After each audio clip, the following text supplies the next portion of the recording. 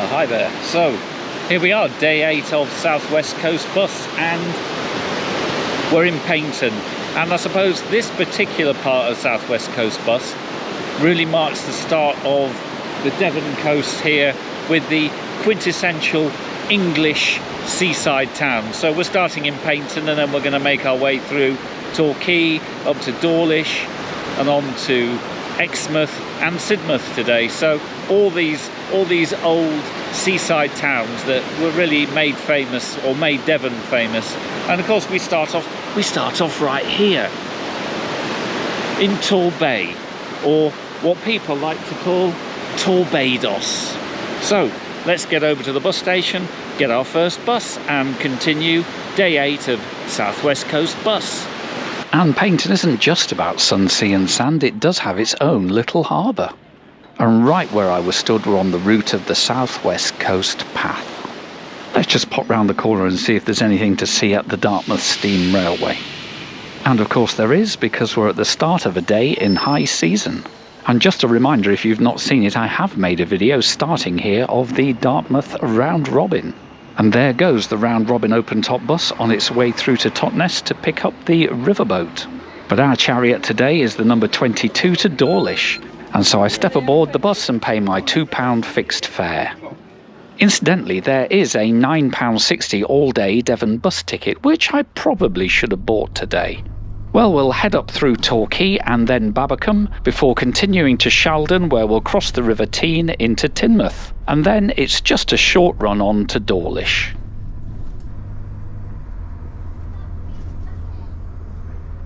We climb out of Paignton, and around the headland immediately we drop into Torquay.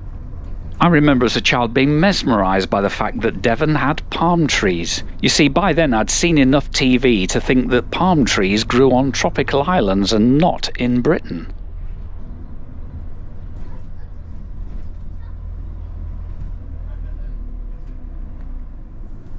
Anyway, Torquay is what it is. Some people like it, some people do not. It is certainly Paignton's bigger and brasher neighbour. Mind you, not many towns have a circular Wetherspoons, and overlooking the harbour is the Mallock Memorial Clock Tower, which was completed in 1902 to commemorate local MP Richard Mallock. The whole Torbay area is quite a large conurbation now, and there's still lots of building work going on, and lots of very large houses that have already been built. It's definitely one of the UK's retirement capitals. And then Torquay morphs into Babbacombe, which is a seaside town that requires a funicular down the cliffs to actually access the beach. Now there's time for a run along the coast to Sheldon, sometimes even getting a glimpse of the sea along the way.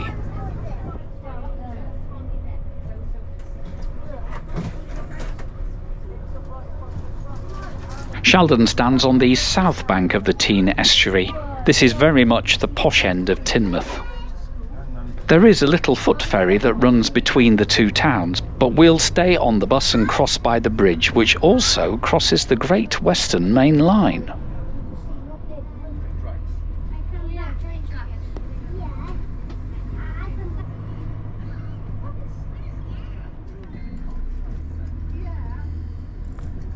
The route of the bus does a handy loop around the town, running along the seaside park that's known as the Den, before it exits the town back up the hill. Incidentally, I did see local boys Muse play a gig on the Den in 2009. And then we go out of the town over the headlands before dropping down into Dawlish. Not only a notable seaside town, but of course famous in railway circles for the line's proximity to the sea.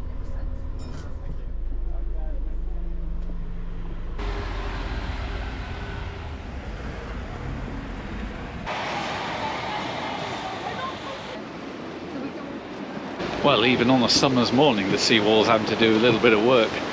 Imagine what this is like in the storms in the winter. And here we are, on all the new works, and with the railway station just to my left. Yeah, so I've got 15 minutes till my next bus, and I could do with the toilet and maybe a little hit of some coffee, because it's a while since I left home and I haven't had anything since then.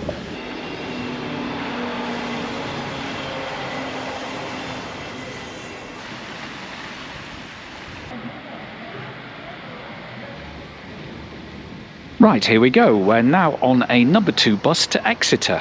We could continue to Exeter and then pick up the number 57 down to Exmouth, thereby going all the way up and down the estuary. But I think it's more fun that we get out and get the Starcross ferry, so that's what we're going to do. So with a quick lap of Dawlish water, we head on up and out of this railway-dominated seaside town.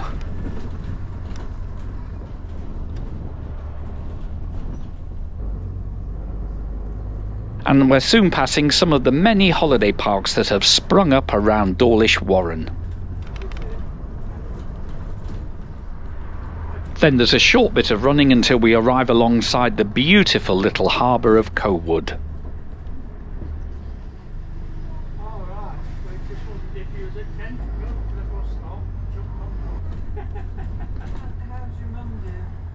Probably due to the constriction of the main road ahead, our bus passes through some back streets of Starcross before we pop out near the old Courtney Arms Hotel. And I will jump off right opposite the station. Thank you.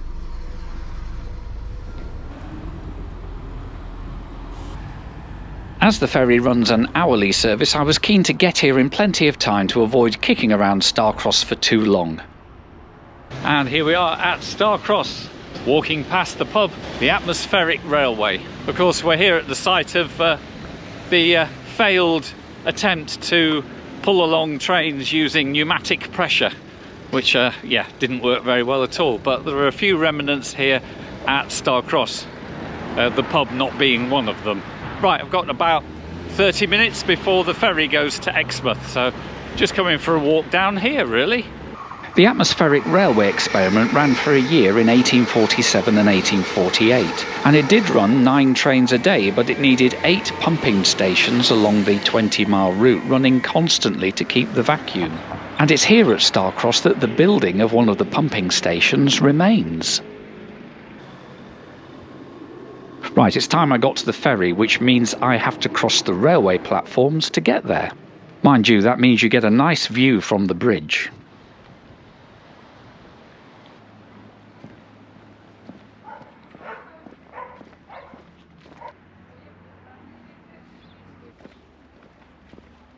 The harbour at Starcross is very quaint, as is the warning that the ferry remains cash only. Well, I have my £6 ready, so I will be fine.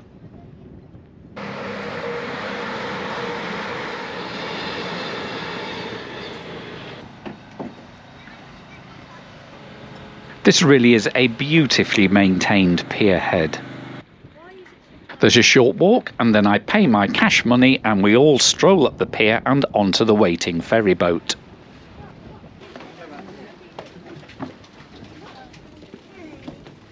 I'm going to go on the top deck and pay my respects to the captain, who I must say is very cute indeed. And as we leave, we're going to have to do a short detour to, yeah, deliver a cup of tea. This is my kind of local travel. And now we can get away and enjoy one last look at Brunel's failed pumping house before we carry on up the shoreline of the estuary.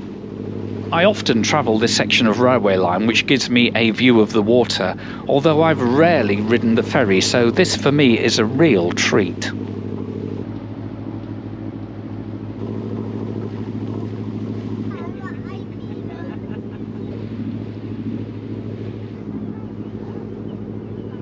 The clouds have passed and the sun is out as we chug alongside Dawlish Warren's extensive beaches. The Warren is a spit of land that almost blocks the River Ex's path to the sea, save for a fast-moving channel right next to Exmouth's harbour.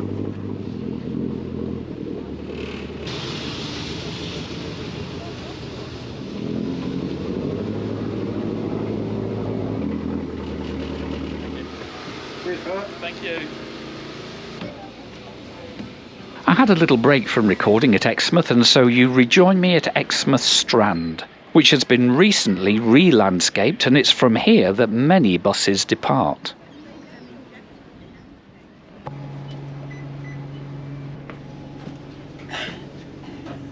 The 157 will take us out of Exmouth to the seaside town of Budleigh-Salterton, and then we'll go up the River Otter for a lap of the picturesque village of Otterton before heading on up and across the river one more time at Newton Poppleford. Our route through Budleigh means that we don't see any beach before we're swinging northbound for Otterton, but we will include a short diversion through East Budleigh, where just beyond the church we bump into Sir Walter Raleigh. The statue marks that his parents are buried in the churchyard here, and he was born at nearby Hayes Barton.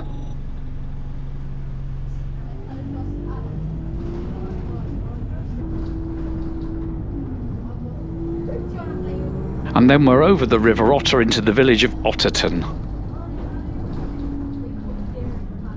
Now, I've often parked in the village to walk both the riverbank and the section of the South West Coast path that is not too far from here. At the top of the high street, the bus makes a 3-point turn and we go back through the village in order to regain the main road to Newton Poppleford.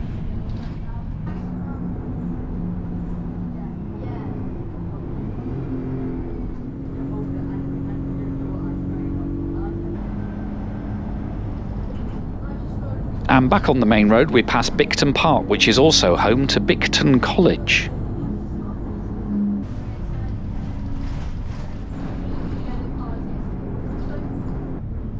At Newton Poppleford we pass the Southern Cross, which incidentally is my tip for a Devon cream tea.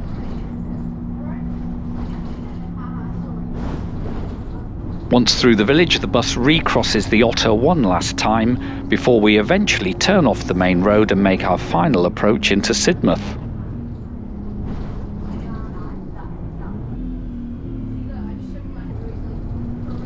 As the name suggests, Sidmouth Triangle borders a triangular-shaped park, which makes a handy turning point for buses.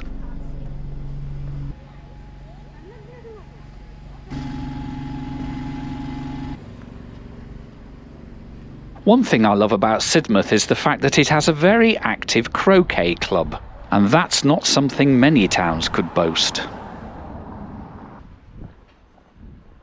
But this is what Sidmouth is really all about, a good old-fashioned seafront promenade.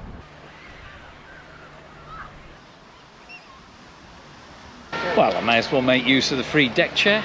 So, made it to Sidmouth, and it's a lovely, lovely day in Sidmouth, and the beach is packed full of families having their summer holidays, and it looks absolutely British seaside.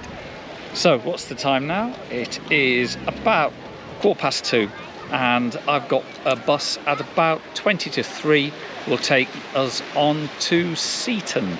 There's fairly regular buses that go between Sidmouth and Seaton, but I'm trying to get this particular one because this is the one on the map that runs closest to the South West Coast path, which is of course where we're sat. So I'll catch you at Seaton. Here's our 899, and it's run by Axe Valley Mini Travel, which is a new one for me. So off we go around the triangle and then out past the croquet players. I've arranged the timings to catch this little bus because this is the one that will squeeze down all the narrow roads to Branscombe. So what we'll do is cross the River Sid at Sidford and then leave the main road near the Donkey Sanctuary and go through Fountainhead, Branscombe and Beer before I will jump out on the front at Seaton.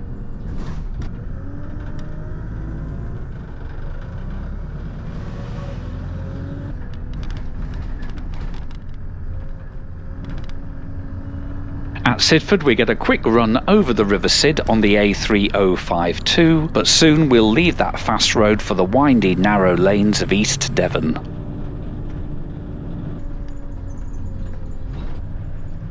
And once again we can enjoy the sight of a bus negotiating small roads with lots of oncoming traffic.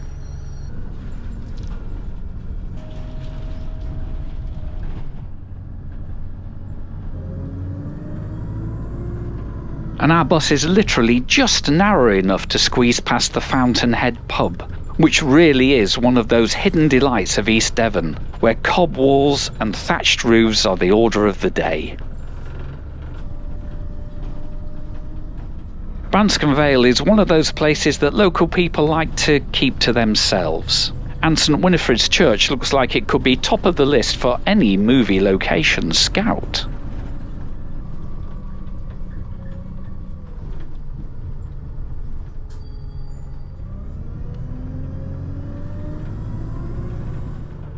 We pause at the top of the road down to the beach. Branscombe Beach is vast, and the cliff-top walk leads you on into Beer and then Seaton. On reflection, maybe I should have got out and walked this last bit. However, staying on the bus means we get to enjoy the climb out of the Vale, which leads round to the village of Beer. Mind you, the roads haven't got any wider.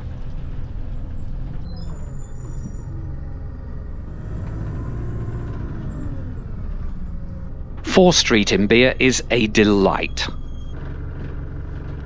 And once we leave the stop, the bus must do a complete circuit of the town, as there's not really anywhere where it can turn around.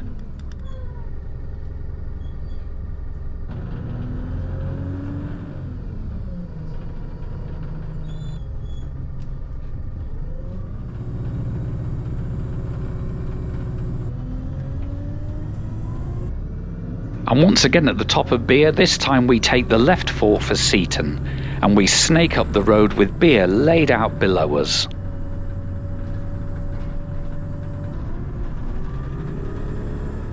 And finally the road begins to fall towards Seaton and the end of South West Coast bus for today.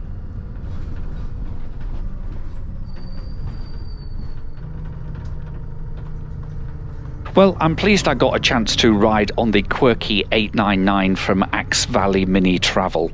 And once I've stepped off, the bus pulls away to AVMT's nearby garage, where the driver can no doubt get a cuppa before the next scheduled 899 departure in about 45 minutes.